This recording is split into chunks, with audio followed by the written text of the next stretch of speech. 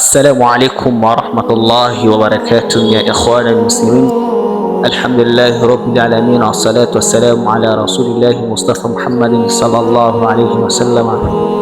Na ikhwana almuslimin, leo tunakuja kurudi katika kipengele chetu cha leo. Tunakuja kujifundisha katika hadithi moja ya Mtume Muhammadin sallallahu alayhi wasallam, kwa sababu hii ni faida yako na mimi pia hii ni faida yangu. Ima tukienda katika hadithi moja ya Mtume Muhammad sallallahu alaihi wasallam anatufunza kwamba anasema, yule ambaye atakapokuwa yupo masjidi ama fil bait ama nyumbani ama fi suq ama sokoni, sehemu yoyote, akaiona alwazagh.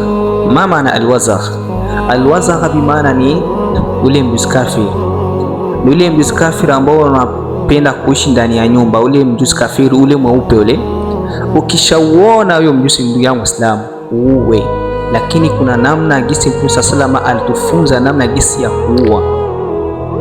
Tukienda katika hadithi ya Mtume sallallahu alayhi wasallam anasema, qala Rasulullah sallallahu alayhi wasallam, anasema Mtume Muhammad sallallahu alayhi wasallam, man qatala wazaghan fi awwali darbatan, man qatala, yule ambaye atakayeua wazaghan, atakayeua mjusi kafiri, bimaana mserebanyo, fi awwali darbatin, akaiua katika kipigo kimoja, kutibat lahu 100 hasana, bimaana anaandikiwa thawabu 100 kwa kipigo kimoja. Sasa anasema man qatala wazaghan fi awwali, yule ambaye atakayepiga kipigo kimoja, yule mjusi kafiri akaipiga kipigo kimoja, anapata nini? Anapata thawabu 100, bimaana kutibat lahu 100 hasanatin, bimaana anaandikiwa thawabu 100.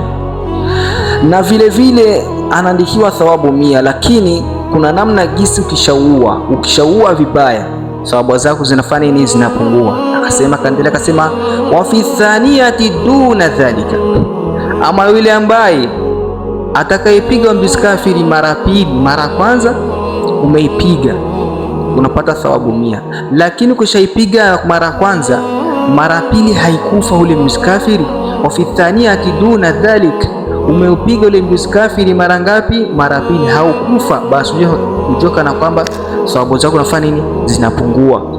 Wa fi thalithati duna dhalika, na vile vile ndio wakati ukaipiga kipigo kimoja ukaiona haikufa, ya pili ukaipiga haikufa, ya tatu vile vile ukaipiga haikufa, hujua kana kwamba gisi unavyozidi kuipiga ule mjusi kafiri ndio hizo thawabu zako nafanya nini? Zinakwenda zinapungua. Ndio maana katika hadithi ya Mtume